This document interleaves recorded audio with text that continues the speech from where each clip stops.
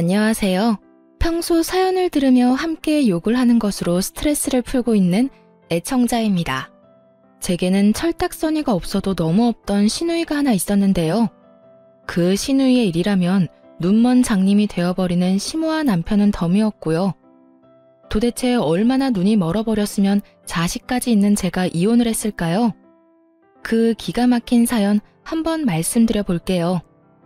남편과 저는 결혼한 지 7년이 된 부부였어요. 저희 사이엔 핑크를 너무나도 사랑하던 5살 공주님이 있었죠. 친정은 멀리 있어서 육아를 도와주지 못했습니다. 시댁은 친정보단 가깝긴 했지만 그 어떤 도움도 주지 않던 상황이었어요. 그래서 오롯이 혼자 육아를 했고 딸이 울면 안고 달래며 함께 울곤 했어요. 처음 엄마가 되니 너무나도 힘들고 때론 외롭고 또 때로는 참 무섭더라고요. 사랑하는 딸을 키우며 많이 행복했지만 남편도 저도 둘째는 꿈도 꾸지 않았습니다. 그만큼 많이 힘들었거든요. 아무튼 그렇게 눈물로 키운 딸이 5살이 되던 해 충격적인 소식을 하나 들었습니다. 남편과 나이 차이가 꽤 나는 시누이가 20살이 되자마자 덜컥 임신했다지 뭐예요. 심지어 아기 아빠가 누군지도 모르는 아기를 말입니다. 아, 진짜 미치겠어. 지훈이 임신했대. 이 일을 정말 어쩌면 좋냐? 뭐? 아가씨가? 이제 갓 20살밖에 안 됐는데 임신? 남자친구가 있었어? 남자친구가 있었으면 차라리 다행이지. 밤마다 클럽이나 다니는 것 같더니 아기 아빠가 누군지도 모른단다. 내가 참 기가 막혀서. 이놈의 계집애 진짜 머리를 빡빡 밀어넣을 수도 없고 미치겠다 정말. 뭐? 이 일을 정말 어떻게 해? 당연히 수술해야겠지? 나도 그렇게 생각했는데 지훈이가 낫겠다고 고집을 부리는가 봐. 어휴. 남편의 긴 한숨에 제 걱정도 커질 수밖에 없었습니다. 그 후 온 식구들이 나서 신우를 말려봤지만 소용없었어요. 오히려 결심이 확고하게 선 듯 집까지 나가 소식을 끊어버리더군요. 그리고 10달이 지난 후 시누이는 갓난아기를 안고 나타났습니다. 처음엔 눈물 없이 볼 수 없는 모성애를 뽐내며 아기를 잘 보살피더라고요. 무작정 반대만 했던 저희가 미안한 마음이 들 정도로 말이죠. 아가씨, 내가 좀 봐줄 테니 좀 자요. 너무 피곤해 보여요. 아니에요, 언니. 조금 있으면 또 아기 밥 줘야 하는데요, 뭘. 모유 먹이고 아기 잘 때 그때 좀 자면 돼요. 이러다 몸 상할까봐 걱정이네 정말. 아기 엄마가 건강해야 아기도 건강한 거예요. 에이, 걱정하지 마요. 저 진짜 괜찮아요. 이렇듯 밤새 잠도 제대로 못 잤을 텐데 혼자 보살피려고 애쓰더라고요. 낮에 시모에게 아기를 맡기지도 않았고요. 아기의 눈을 보며 많이 사랑한다는 말을 속삭여주기까지 하더라니까요. 그런 시누이를 보며 참 기특하다고 생각하기까지 했는데 아니나 다를까 그 상황이 길게 이어지진 않더군요. 처음엔 한두 번 시모에게 애를 맡기고 외출하는 것 같았어요. 그러다 어느 순간부턴 아예 시모가 애를 전담으로 보살피더라고요. 시누이는 뭐 했냐고요? 밤만 되면 밖에 나갔다가 새벽에 술에 잔뜩 취한 채로 집에 기어왔죠. 어쩌다 몇 번도 아니고 계속이요. 일이 그렇게 되자 너무 힘들었는지 시모가 도움을 요청했어요. 얘, 너 회사 마치고 우리 집에 좀 올 수 있니? 오늘이요? 왜요? 무슨 일 있으세요? 다름이 아니라 와서 애 좀 잠시 봐주면 안 되겠니? 내가 요즘 너무 무리를 했는지 온몸이 다 아프다. 아가씨는 뭐하고 어머님이 그 고생을 하세요? 아가씨, 오늘도 집에 없어요? 어제는 아예 들어오지도 않았다. 그래서 이렇게 너한테까지 연락했잖니. 어쨌든 올 수는 있니? 정말 너무 힘이 들어서 그래. 시모가 저렇게 말하는데 어느 며느리가 거절을 할까요? 차마 못 간다는 말이 안 나오더라고요. 그때까지만 해도 하루 이틀 도와주면 되겠지 하고 생각했어요. 저도 딸을 키우며 혼자 힘들었던 적이 많았으니까요. 그래서 결국 그날 일을 마치고 시댁으로 가 아기를 돌봐주었습니다. 그동안 시모는 밀린 잠을 잤고요. 밤늦게야 아기가 잠들어서 저는 집으로 돌아왔습니다. 그런데 하루 이틀을 넘어 그 생활이 점점 길어졌어요. 일주일 정도 지나자 정말 못할 짓이라는 생각이 들더군요. 이런 힘든 생활이 싫어 둘째도 포기했는데 이게 뭐 하는 짓인가 싶더라고요. 시댁에서 그것도 아가씨 애를 보느라 내 새끼를 제대로 돌보지도 못하다뇨. 심지어 회사 생활에도 지장이 생길 정도였습니다. 더 열받는 건 뭔지 아세요? 아기의 엄마는 밤마다 술 퍼마시고 놀고 새벽에는 잠자기 바쁘다는 거예요. 엄마도 아닌 저는 낮에는 일하고 밤에는 남의 애를 보는데도요. 당연히 그 상황을 달갑게 생각하기란 어려운 일이었죠. 그래서 문제의 그날 도우러 오라며 전화한 시모에게 말해버렸습니다. 더는 못 가겠다고요. 어머님, 앞으로는 이렇게 못 도와드릴 것 같아요. 낮에는 회사 생활, 밤에는 아가씨 애 돌보고 집에 가선 딸 챙기고 집안일해요, 저. 몸이 10개라도 모자랄 만큼 힘들어요. 또 제가 노는 사람도 아니고요. 뭐? 네가 안 오면 나는 어떻게 하니? 너는 젊기라도 하지. 난 이제 다 늙었어. 애 보느라고 안 아픈 곳이 없다고 하지 않았니? 그런데 네가 앞으로 안 오면 나랑 이 갓난쟁이는 어떻게 해? 왜 저한테 그러세요? 제가 애 엄마도 아니고 애 엄마가 있잖아요. 어머님도 이 고생하지 마시고 아가씨를 못 나가게 하세요. 머리를 밀든 다리를 분지르든 어떻게 해서든지요. 이게 뭐예요? 그렇게 가족들이 말릴 때는 애 낳아 들어오더니 지금은요. 아가씨 본인이 잘 키울 수 있다고 집까지 나갔던 건 잊었다 쳐도요. 나 몰라라 술만 퍼마시고 다니는 상황이 말이 된다고 생각하세요? 둑이 터지듯 그간 쌓였던 말을 시모에게 다 해주었습니다. 그러나 시모는 전혀 동의하지 않는다는 듯 시누이 편을 들기 시작하더군요. 저를 매몰찬 사람으로 몰기까지 하면서요. 무슨 말을 그렇게 하니? 너 정말 인정이라고 눈꼽만큼도 없는 애로구나. 우리 막내가 애는 낳았어도 이제 21살이다. 너도 그런 시절이 있었으니 잘 알 거 아니야. 그 어린 나이에 얼마나 나가서 놀고 싶겠어. 나 같으면 도와달란 말 안 해도 돕겠다. 저 좋은 나이에 미혼모 된 아이 불쌍하게 생각해서라도. 근데 넌 어떻게 된 애가 힘들다고 시누이 머리카락이나 밀라는 말을 할 수가 있어? 가족끼리 그렇게 매정하게 구는 거 아니다. 가족끼리 돕고 사는 거 저도 참 좋아해요. 그런데 이건 아니죠. 말이야 바른 말이지.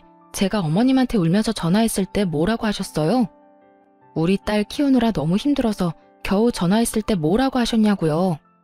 자기 자식은 자기가 알아서 키우는 거라고 하지 않으셨나요? 그런 어머님이 이제 와서 가족끼리 돕고 사는 거라고 하시니 뭐 썩 와닿진 않네요.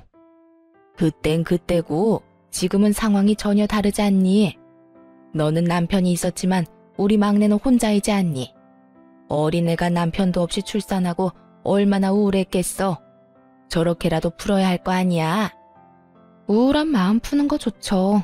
좋은데 아가씨는 가끔이 아니고 하루가 멀다고 저러고 다니잖아요. 말이 나왔으니까 하는 말인데요. 아가씨가 가끔 힘들어서 도와달라고 했으면 저 군말 없이 와서 도왔을 거예요.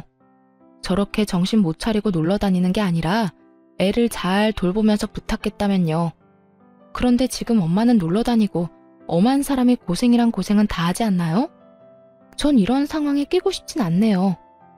시모는 이미 기분이 상할 대로 상했는지 무조건 집으로 오라고 닥달만 해대더군요. 마치 올바른 사고와 판단을 하지 못하는 사람처럼요. 더는 대화가 통하지 않다고 판단해 전화를 끊어버렸어요. 끊기 전에 마지막으로 한 번 더 단호하게 말해주는 건 잊지 않았죠. 넌 그냥 내가 오라고 하면 오고 가라고 하면 가면 되는 게야. 그게 며느리의 도리인 거 모르니? 어쨌든 난 힘들어서 혼자서는 더는 애 못 본다. 오늘 무조건 오거라. 어머님이 뭐라고 하시든 전 못 가요. 아가씨를 못 나가게 만들든 어머님이 독박 육아를 하시든 알아서 하세요. 그리고요, 제가 정말 걱정되어서 한마디만 할게요. 아가씨 저렇게 뒀다가 또 무슨 사고라도 치면 그땐 어떻게 하시려고 그러세요? 저거 나가서 그냥 노는 거 아니에요. 보아하니 밤마다 클럽 가서 술 퍼마시고 남자들이랑 놀고 다니는 것 같던데요. 지금이라도 어머님이 아가씨 잘 잡아줘야 하는 거 아닌가요? 또 큰 사고 치기 전에 주변에서 잘 단속해줘야 하잖아요. 어머님 말대로라면 아가씨가 애는 낳았어도 아직 어린애니까요. 하여튼 잘 생각해보시고 알아서 잘 해결하세요. 전 이만 끊을게요. 그렇게 전화를 끊어버리고 난 후 얼마 지나지 않아 전화가 왔습니다. 발신인은 신우이였어요. 신우이는 제가 전화를 받자마자 득달같이 화를 내기 시작하더라고요.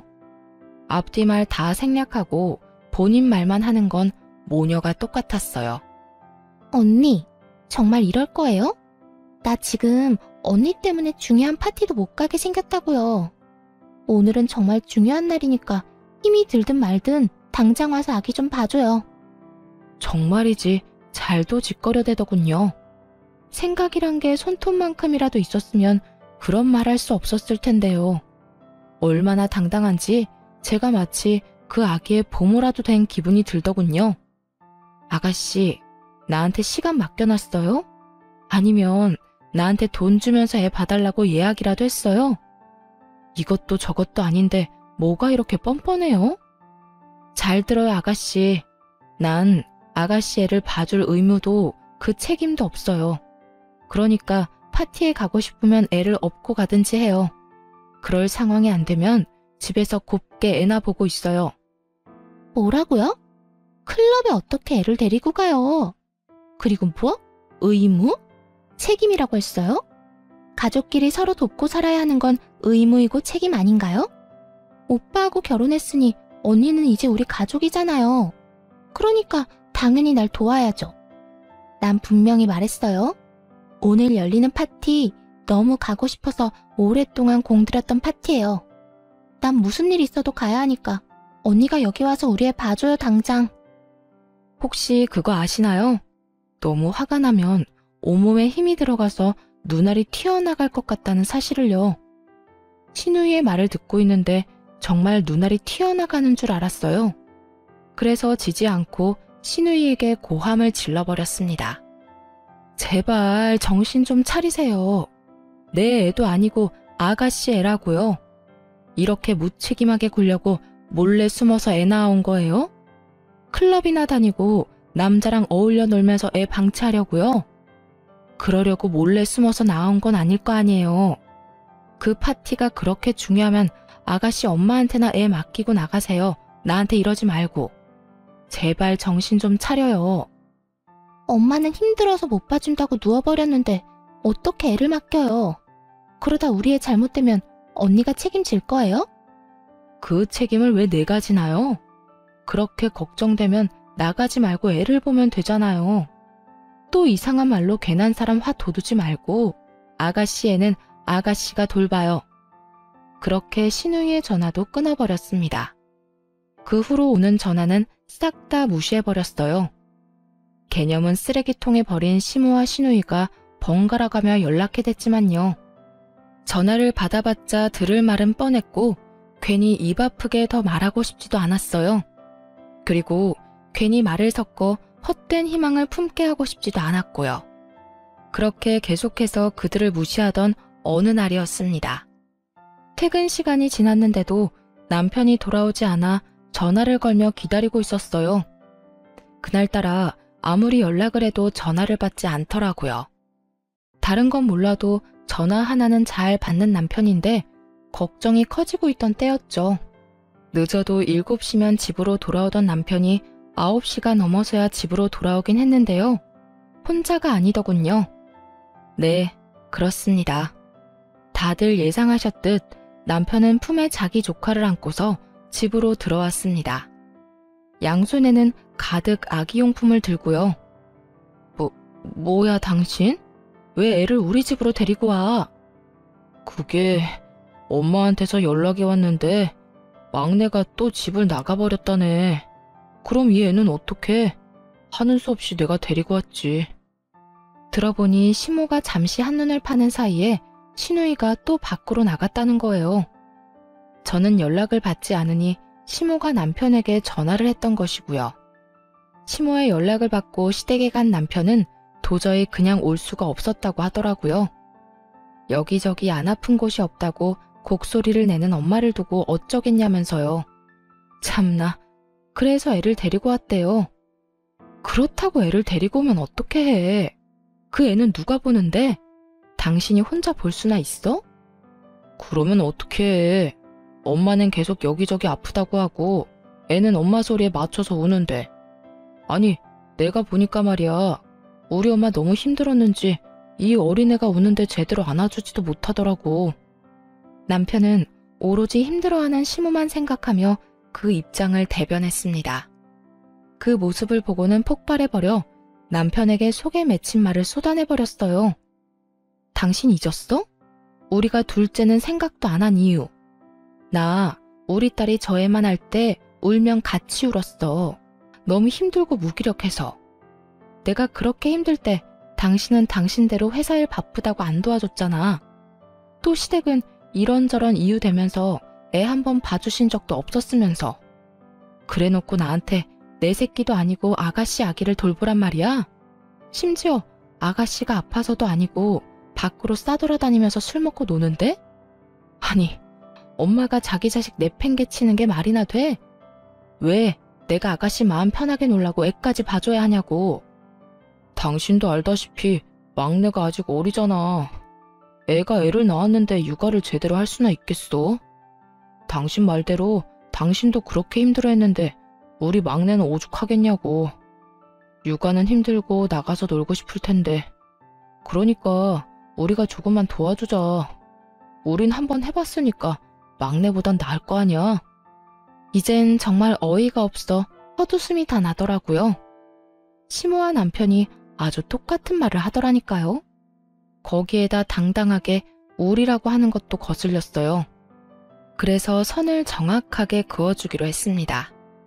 육아에 참여할 생각이 전혀 없다는 뜻을 남편에게 알려준 거죠. 당신 지금 그걸 말이라고 해? 한번 해봤으면 안 힘든 게 돼? 그리고 어쩌다 가끔 도와주는 것도 아니고 매일 밤마다 이럴 거잖아. 이건 우리가 도맡아서 키우는 거랑 마찬가지라고. 난 절대로 아가씨 애 키울 생각 없으니까 알아서 해. 당신이 데리고 왔으니까 다시 데려다 주든 아니면 돌보든 알아서 하란 말이야. 저는 이게 절대 잠깐이 아닐 것이라고 확신했습니다. 남편은 그저 잠깐 도와주는 것뿐이라고 했지만요. 그래서 더욱 단호하게 봐줄 수 없다고 못 박을 수밖에 없는 상황이었어요. 생각보다 더 단호하게 안 된다고 하자 남편도 기분이 상했나 보더라고요. 잠깐 바닥에 내려놓았던 아기용품을 다시 들며 이렇게 말했으니까요. 아, 됐어. 당신이 못하면 내가 하면 되지. 내가 알아서 다 할 테니까 당신은 신경도 쓰지 마. 그러면 당신이 이렇게 화낼 일도 없는 거 맞지? 절대 도와달란 말 안 할 테니까 당신은 당신 딸이랑 잘 먹고 잘 살아. 무슨 여자가 저렇게 정이 없어? 양심은 시댁에 두고 왔는지 남편은 오히려 화를 내며 안방으로 들어가 버렸습니다. 그러면 누가 후회할까 봐요? 전 남편의 말대로 했습니다. 정말 남편과 아기에게는 일절 신경 쓰지 않고 딸의 방에서 생활하기 시작했어요. 그날부터 남편은 아기와 함께 출퇴근을 했습니다. 출근을 하며 아기를 시댁에 데려다주고 퇴근을 하며 아기를 다시 데리고 오는 거죠. 자신만만하던 시작과 달리 남편은 생각보다 빠르게 지쳐갔습니다. 자기 딸을 키울 때도 육아 참여도가 그리 높지 않았는데 오죽할까요? 하루가 다르게 얼굴은 생기를 잃어갔고 성격은 예민해졌습니다. 그렇게 시조카와 원치 않는 동고동락을 하던 어느 날 일이 터지고야 말았습니다. 그날은 주말이었는데 시조카를 포함해 온 가족이 집에 있었어요. 저는 주방에서 설거지를 하고 있었고 딸은 거실에서 그림을 그렸습니다. 남편은 소파에 앉아 아기를 돌보고 있었죠. 잠시 평화로운 그 순간 갑자기 거실에서 유리 깨지는 소리가 나지 뭐예요? 딸이 우는 소리가 들려왔어요. 화들짝 놀라 거실로 나가보니 우는 딸의 발 아래 유리 파편이 가득하더라고요. 딸의 발가락 끝에서는 피가 나고 있었고요. 평소 저희 집은 딸아이 때문에 유리컵을 쓰지 않는 편이었는데요. 밤새 아기를 보고 피곤했는지 남편이 커피 마신 유리컵을 근처에 올려놓은 거예요. 운 나쁘게도 딸이 컵을 건드려 깨지며 발끝을 조금 다친 것이었고요. 많이 다친 것은 아니었지만 자칫하면 큰 사고로 이어질 수 있는 상황이었습니다. 바닥에 떨어진 유리 파편에 발을 더 베일 수도 있으니까요. 그런데 그 상황에 남편은 무얼 하고 있었는지 아시나요? 조카를 소파에 눕히고 똥기저귀나 갈고 있더라고요. 혹시나 다친 곳이 없나 이리저리 살피면서요. 딸, 울지 말고 움직이지도 마. 엄마가 와서 다 처리해 줄 거니까. 아빠는 지금 동생 기저귀 갈아줘야 해. 조금만 기다려. 이게 유리 파편이 떨어진 바닥 한가운데 서서 울고 있는 딸에게 할 말인가요? 그리고 조카 똥기저귀 가는 게 그렇게 중요한가요? 유리 파편을 밟을 위험에 처해 있는 딸보다도 더? 심지어 딸의 발에선 피까지 나고 있었는데 말이죠. 그 광경을 보는데 정말 당장이라도 손을 날려버리고 싶더라고요. 일단 얼른 딸을 안전한 곳으로 데리고 와 치료를 해주었어요. 그 다음엔 더 다친 곳이 없는지 살핀 후 많이 놀란 딸을 진정시켜 재워주었죠. 그런데 잠들기 전 딸이 이런 말을 하더라고요. 엄마, 나 아빠 싫어. 아빠는 나 피나는데 기다리라고만 했어. 우리 딸 속상했어? 많이 아팠어? 응, 속상하고 아팠어. 나 아빠 싫어. 아빠는 아기만 좋아해. 그런 말을 하고 잠든 딸을 보는데 이건 아니라는 생각이 강하게 들었어요. 단지 이 일 때문만은 아니었어요. 밤새 우는 아기 때문에 딸 역시 잠을 자지 못해 예민해졌고요. 또 남편이 조카를 보느라 딸의 어린이집 행사에 참여를 못한 적도 있었거든요. 결국 화가 극에 달해 결단을 내렸고 안방으로 가 결정을 내리라고 했습니다. 직접 남편의 짐을 싸 건네주면서요. 자, 당신이 결정해. 더는 이렇게는 못 살겠으니까 이 짐을 가지고 시댁에 가서 조카를 돌보든지 아니면 계속 우리랑 살든지. 물론 우리랑 살면 조카는 시댁에 데려다 주는 거고. 자, 당신이 결정하라고. 갑자기 왜 이래? 내가 아기 다 돌보면 아무 상관하지 않겠다고 했잖아. 나보고 알아서 하라면서. 당신 말대로 나 혼자 돌보고 당신은 신경도 안 쓰게 했는데 왜 이 난리야? 왜 이 난리? 당신 진짜 제정신 아니구나. 당신 딸은 지금 품에 안긴 그 아기가 아니라 방에서 울다 지쳐 잠든 애야. 당신 자식이 유리 파편 한가운데 서서 울고 있을 때 뭐 했니? 조카 똥기저귀 가는 게 당신 딸 위험한 거보다 중요해? 그거야. 똥기저귀 빨리 안 갈아주면 피부에 좋지 않으니까 그랬지. 그리고 우리 딸이야. 당신이 어련히 잘 챙기니까. 순간 정말 남편이 미쳐버렸나 하는 생각이 들더라고요. 어떻게 애아빠라는 사람이 저걸 말이라고 할 수가 있는지 도무지 이해가 되지 않았습니다. 어련히 잘 챙겨? 너 지금 그걸 말이라고 해? 어떻게 발에서 피나는 딸보다 조카 엉덩이가 더 중요하다고 할 수가 있어? 당신 지금 제정신 아니야. 그리고 그것뿐인 줄 알아? 당신 우리 딸 어린이집 행사에 전혀 참여 안 해. 또 우리 딸이 뭐라고 말을 걸어도 제대로 눈도 안 맞춰주잖아. 우리 애가 얼마나 상처받고 있는지 당신은 모르지? 왜 우리 딸이 당신 조카 때문에 이런 상처를 받아야 해? 당신 동생 마음껏 술 마시러 다니라고 왜 내 딸이 다쳐야 하냔 말이야. 상처는 무슨, 당신 너무 오버하는 거 아니야? 우리 딸 이제 겨우 5살이야. 5살밖에 안 된 어린애가 뭘 안다고 상처를 받아? 조카에 대해선 하나부터 10까지 다 꿰고 있으면서 남편은 정작 자기 딸이 상처받을 수 있는 나이라는 건 전혀 모르더라고요. 저에게 무관심한 건 그렇다 쳐요.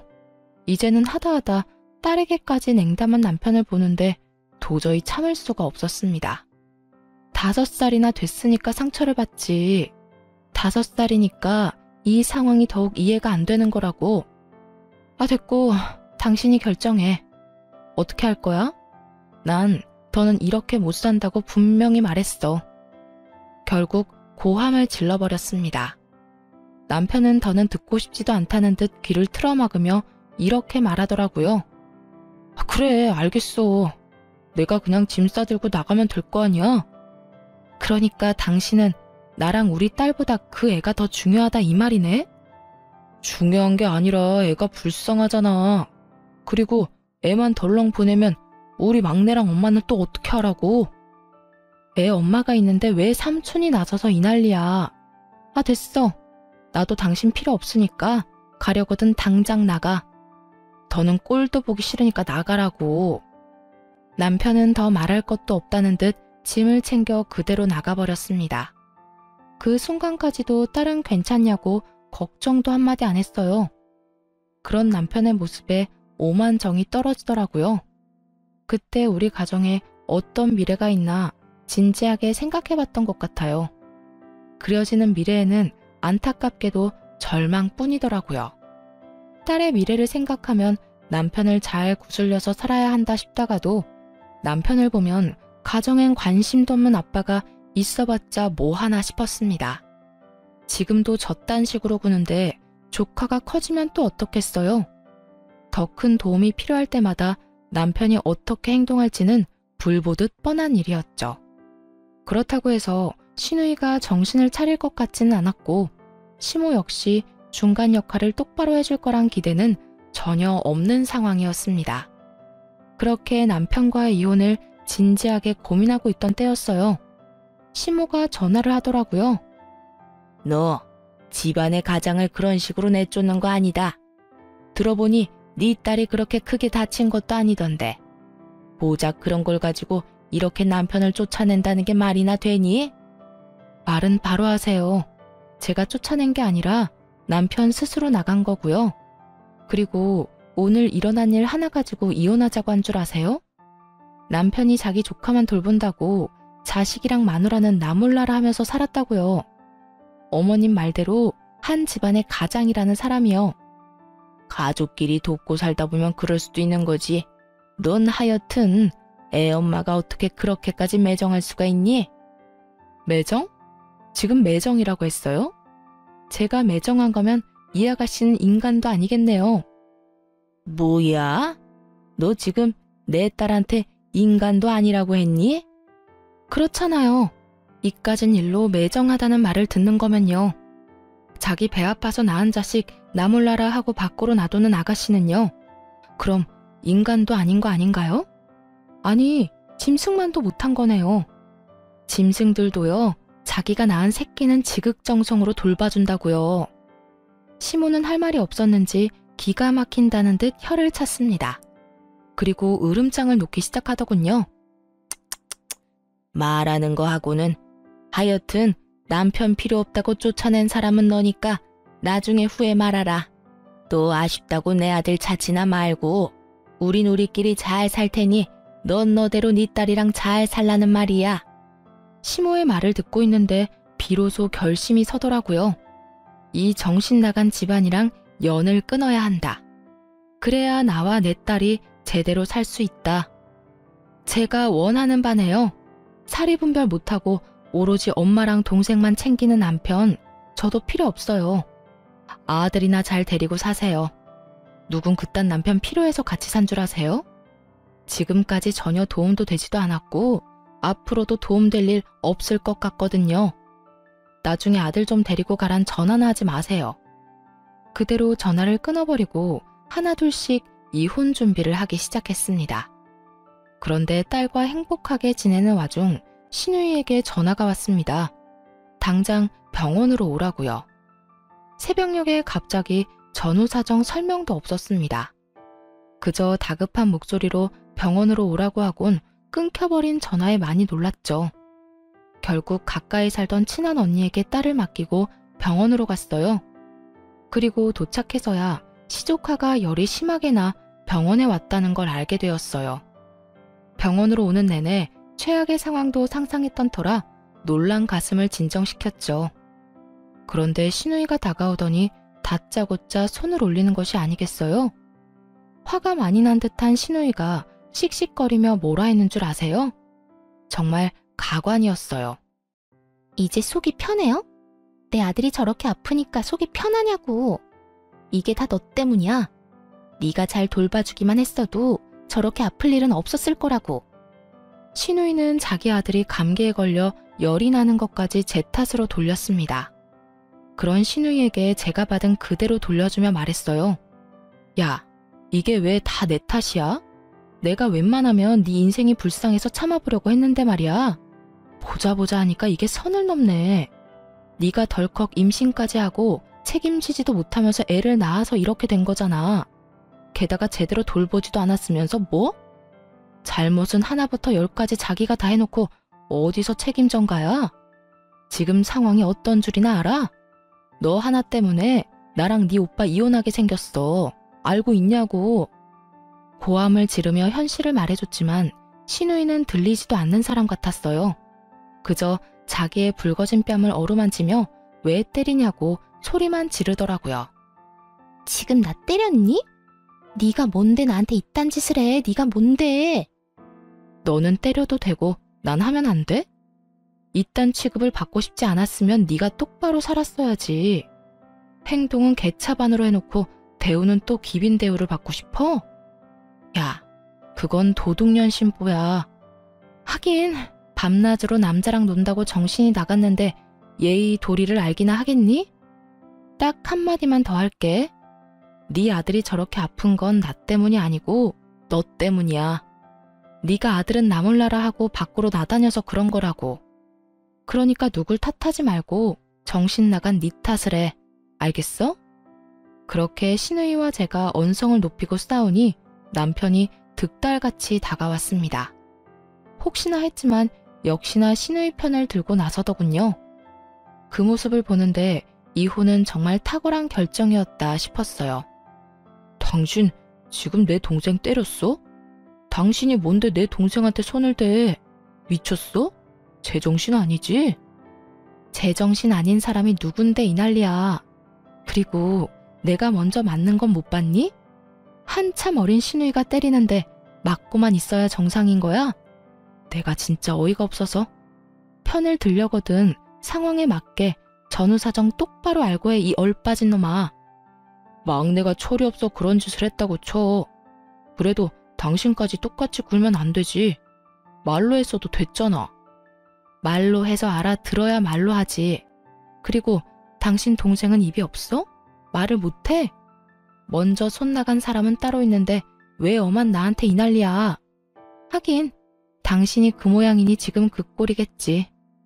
도대체 얼마나 못 잔 건지 남편의 눈 밑엔 다크서클이 길게 내려와 있었습니다. 또 살은 얼마나 빠진 것인지 차마 눈 뜨고 볼 수 없는 정도더군요. 시모 꼴도 별반 다르지 않았고요. 이 와중에도 단 한 사람은 잘 먹고 자고 놀았는지 살이 포동포동 올라 있었어요. 그게 누구겠어요? 신우이죠.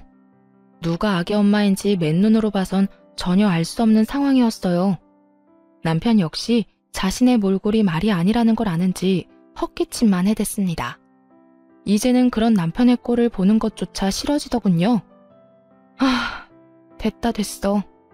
이 새벽에 부른다고 온 내가 등신인 거지. 다 됐고 이렇게 만난 김에 말할게. 우리 이혼하자. 갑작스러운 이혼 통보에 남편이 눈을 크게 뜨고 절 보더라고요. 그런 남편에게 다시 한번 이혼하자고 했습니다. 그제야 진심이란 걸 안 남편은 손을 잡아 끌며 저를 달래기 시작했어요. 갑자기 이혼은 무슨 이혼이야. 그리고 병원에서 무슨 그런 이야기를 해.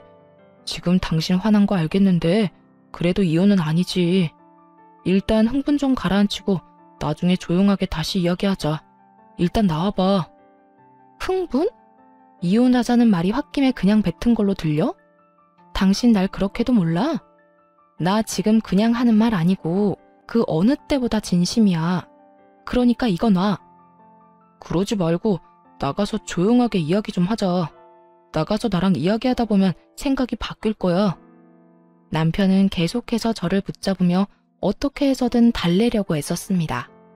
그런 남편을 다시 뿌리치며 단호하게 말해주었어요. 이거 놓으라니까. 난 이제 당신한테 들을 말도 할 말도 없어. 더는 얼굴 보고 이야기하는 것도 싫어서 하는 말이니까 똑바로 들어. 당신이랑 이혼할 거야. 당신도 그렇게 알고 이혼 준비나 하고 있어. 그 어느 때보다 단호한 태도에 남편은 그저 저를 멍하니 보기만 했습니다. 붙잡았던 손까지 놓아버리고서는요. 대신 이혼 이야기를 들은 시모가 득달같이 달려와 욕을 해대기 시작했어요. 네가 감히 누구 보고 뭘 하자고? 네가 뭔데 우리 아들한테 그딴 말을 해? 이혼을 해도 내 아들이 하고 싶을 때 하는 거다. 니년한텐 그딴 말을 할 자격이 없다 이거야. 자격? 웃기지도 않네요 정말. 그리고 아줌마 말 좀 가려서 하죠. 나 이제 아줌마 며느리도 뭣도 아닐 예정이거든요. 그렇게 막말하다가 정말 큰일 치를 수도 있어요. 더 이상 무서울 것도 없어 한껏 시모를 비웃어주며 저렇게 말했습니다. 그러자 제 말을 듣고 있던 시누이가 다시 저를 향해 손을 뻗더라고요. 처음이야 갑작스럽게 일어난 일이라 당했다 쳐도 두 번은 그럴 수 없죠. 빠르게 시누이 손을 낚아채 있는 힘껏 밀어버리며 이렇게 말해주었습니다. 야, 네 자식은 네가 키워. 밤마다 술 먹고 클럽 다니다가 20대 초반에 미혼모 된 걸로는 모자랐니? 너 계속 그러고 다니면 너 혼자 망하는 게 아니야. 네 식구들까지 다 같이 망하는 거야. 알겠어? 너 하나 때문에 지금 네 오빠 이혼당하는 거 이게 끝일 거라 생각하지.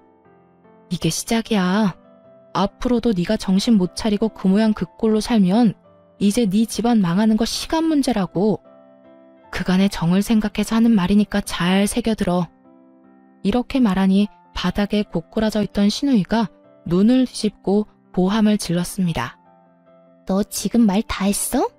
나 미혼모라고 무시하는 거야? 내가 사는 꼴이 뭐가 어떻다고 네가 감히 나한테 그딴 말을 해. 내가 뭐 얼마나 잘못했다고. 애 있는 엄만 놀지도 못해? 애 있는 엄마도 사람이야. 누가 애 있는 엄마는 사람도 아니라고 했니? 애 있는 엄마가 노는 게 문제는 아니지. 근데 너처럼 애를 다른 사람 손에 맡기고 술 퍼마시고 다니는 건 문제지. 몇 번을 말했는데 아직도 그걸 모르면 어쩌자는 거야? 난 분명 말했어. 지금이라도 정신 차리고 똑바로 살아. 네 인생뿐만 아니라 네 가족들 인생까지 망치기 싫으면. 결국 시누이는 대성통곡을 하기 시작했습니다. 그러자 남편과 시모가 나서서 저에게 따지더군요. 당신은 무슨 말을 그렇게 해? 우리 막내 인생이 망가지기라도 했으면 좋겠어? 그러게 말이다. 너 아주 내 딸 인생 망치라고 고사라도 지내겠구나. 이혼을 하려거든 곱게 해. 괜한 악담이나 퍼붓지 말고. 내 말이 그저 악담이라고 생각하는 거야? 진짜 아니라다. 다시 한번 말하는데 동생 관리, 딸 관리나 똑바로 하세요. 다들 그때 가서 후회하지 말고 제발. 이렇게 말하고 남편과 시모가 뭐라고 하든 말든 뒤돌아 집으로 왔습니다. 그 후 이혼은 착착 진행되었어요. 남편, 시모, 시누이 세 사람 모두에게 위자료를 청구했어요. 다행히 재산 분할까지 유리하게 받고 이혼할 수 있었습니다. 물론 양육권도 제가 가지고 왔고요. 전 남편은 이혼도 당하고 딸의 양육권도 지키지 못한 채 그저 돈만 다 털렸죠. 그렇게 이혼을 하고 난 후 전 남편의 몰골은 점점 망가져 갔습니다. 딸이 아빠를 가끔 보고 싶어해 만났는데 그때마다 엉망이더라고요. 마지막으로 전 남편을 본 날엔 아주 가관이었어요. 핏기 하나 없는 얼굴, 툭 건드리면 쓰러질 것 같은 몰골. 그런 꼴을 하고서는 이렇게 말하더군요. 당신 말이 다 맞았어. 이러다 우리 집 송두리째 무너지게 생겼어. 뭐? 그게 무슨 말이야? 그게 막내 또 임신했대. 애 두고 밤마다 나가서 술 먹고 클럽 다니는 것 같더니 또 임신을 해버렸대. 아빠는 또 누군지 모른다고 하고 거기에다 이번에도 낳는다고 우기고 있어. 들어보니 그 정신 나간 전 시누이가 또 임신을 했다는 거예요. 예전과 똑같이 애 아빠는 누군지도 모르고요. 그런 주제에 뱃속에 아기를 또 낳겠다고 우기고 있다고 하더군요. 첫째 아들도 똑바로 돌보지 않으면서요. 그 말을 듣는데 놀랍지도 않더라고요. 밤마다 나가서 노는 시누이를 말리지도 않고 온 식구가 도와주잖아요. 당연히 그런 일이 또 일어나고도 남을 상황 아니었나요? 그러게 내가 진작 당신 동생 단속 똑바로 하라고 했지? 그때 당신이 나한테 뭐라고 했어? 악담하지 말라고? 지금 이런데도 그저 악담이었다고 생각해? 당신 말이 다 맞았어. 당장 첫째도 제대로 안 보는 애가 둘째를 낳겠다고 우겨대는데 나 내 동생이지만 이제는 무섭기까지 해. 아, 진짜 어떻게 해야 할지 모르겠어. 그때 당신 말을 들었으면 이렇게까지 되지 않았을 텐데. 하소연하며 우는 남편을 보는데 안타깝기는커녕 한심하기 그지없더라고요. 그렇게 싸고 돌 때는 언제고 이제 와서 저렇게 울고불고 후회하다뇨. 소 잃고 외양간 고친다고 한들 달라질 건 하나 없으니까요. 그렇게 한참 눈물을 짜내던 남편이 급하게 제 눈치를 살폈습니다. 뭔가 수상하다 싶었는데 이상한 헛소리를 짓거리기 시작하더군요. 당신 말대로 나 이제 그냥 내 인생만 생각하면서 살려고. 막내 일에는 상관도 안 할 거야. 그래서 하는 말인데 우리 다시 재결합하면 안 될까? 우리 딸 언제까지 아빠 없이 지내게 할 수는 없잖아. 뭐? 너 지금 재결합이라고 했니? 너 힘들어지니까 재결합을 하자고? 미쳤어? 아니, 나 힘든 건 둘째치고 우리 딸 생각해서 하는 말이지. 당신은 우리 딸 불쌍하지도 않아? 전 남편은 딸을 핑계로 내세우며 재결합을 요구했습니다. 정말 웃음만 나오더라고요. 이전의 일은 기억도 못하는 듯 했죠. 그렇게 딸을 생각하는 사람이 여동생의 자식을 키우느라 이혼당했다는 거요. 그렇게 딸 걱정한다는 사람이 뒤도 돌아보지 않고 이혼했니? 사는 게 지옥 같으니까 이제 와서 우리가 아쉬워? 혹시 해서 하는 말인데 우리한테 도망쳐올 생각은 하지도 마. 알겠어? 무슨 말을 그렇게 하냐? 난 진짜 당신이랑 우리 딸 걱정되어서 하는 말이라고. 내 진심을 그런 식으로 왜곡하면 내가 섭섭하지. 뻔뻔함이 정말 하늘을 찌르겠더라고요. 더는 이런 인간과 대화를 나눌 필요가 없다는 생각이 들었어요. 그래서 딸을 챙기고 일어나며 전 남편에게 말했습니다. 섭섭하든가 말든가 그건 당신 사정이고 헛소리할 시간에 양육비나 제대로 보내. 요즘 계속 지급이 늦어지던데 계속 이러면 네 딸 얼굴도 못 볼 줄 알아. 그까짓 양육비 잘 보내면 될 거 아니야. 얼마 되지도 않는 돈 가지고 독촉하기는. 나라고 당신이 좋아서 재결합하자고 한 줄 알아? 다 내 딸을 위해서 그런 거지. 아, 그거 참 다행이네. 당신 말대로 딸을 위하는 거면 양육비나 제대로 보내. 재결합 같은 헛소리 하지 말고. 그래도 딸이 걱정되면 양육비를 더 줘도 좋고. 그 말을 끝으로 딸을 데리고 집으로 돌아왔습니다. 그 뒤론 전 남편에게서 온 연락은 없었습니다. 양육비도 들어오지 않아 문제이기는 했지만요. 들리는 소문에 의하면 남편은 연락처를 바꾸고 지방으로 갔다고 하더라고요. 전 시모 소식도 함께 들려왔어요. 든든한 조력자였던 아들이 그렇게 잠적해버리자 태도를 바꿨다고요. 혼자선 감당이 되지 않았는지 집 하나를 팔아 작은 방을 얻어주었답니다. 그러고는 전 시누이에게 이렇게 말했대요. 더 애를 낳든 말든 네 자식 데리고 앞으로 알아서 살라고요. 그 후에는 모녀의 연을 끊다시피 하고 연락도 받지 않는 상태라고 하더군요. 이사간 집 주소조차 알려주지 않는다나요? 상황이 그렇게 되자 전 시누이는 뻔뻔하게도 도와달라고 연락해 왔습니다. 언니, 잘 지냈어요? 이제 와서 왜 이래? 듣자 하니 상황이 좋지 않던데 도움을 구하려고 연락한 건 아니지 설마? 그게 맞아요. 언니, 나 좀 도와주면 안 돼요? 혼자 애를 보려고 하니까 너무 힘들어요. 애정을 생각해서 좀 도와주면 안 될까요? 임신을 해서 입덧도 심하고 애는 계속 울고 이러다 미칠 것 같아요. 야, 미치려면 혼자 미쳐. 어디 애먼 사람까지 미치게 만들려고 수작질이야? 네가 저지른 일은 네가 알아서 해결하고 다신 연락도 하지 마. 언니, 그러지 말고 제발. 잠시만 우리 애 좀 봐주세요. 네?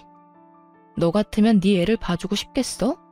너 때문에 내 가정이 이렇게 망가졌는데 헛소리 하지 말고 다신 연락도 하지 마.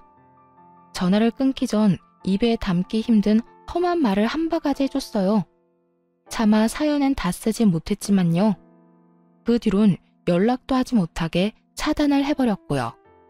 그런데 정말 웃기지 않나요? 제 조언은 콧방귀를 뀌고 싸고 돌며 막말로 몰아가더니 결국 이게 뭐예요? 실제로 제 말대로 되니 나 몰라라 하고 다 도망갔잖아요. 아무튼 저는 모든 인연을 정리하고 딸과 함께 행복하게 잘 지내는 중입니다. 5살이던 딸은 이제 초등학생이 되었어요. 전 딸의 학교 근처에 작은 카페를 차려 딸 뒷바라지와 일 둘 다 잘하고 있고요. 대박이 난 카페는 아니지만 자리가 좋아 꾸준히 손님이 있는 편이에요. 그 덕에 생활하는 데는 큰 어려움이 없습니다. 딸이 하고 싶다는 것들은 웬만하면 다 하게 해주며 지내고 있어요.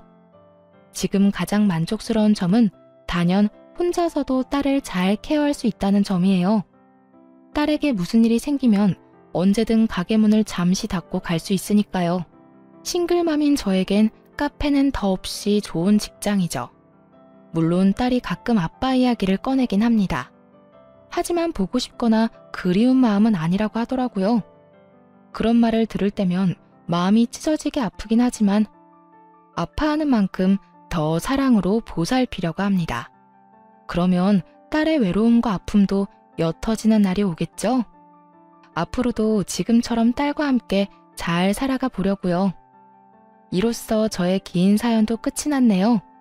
함께 해주셔서 감사합니다.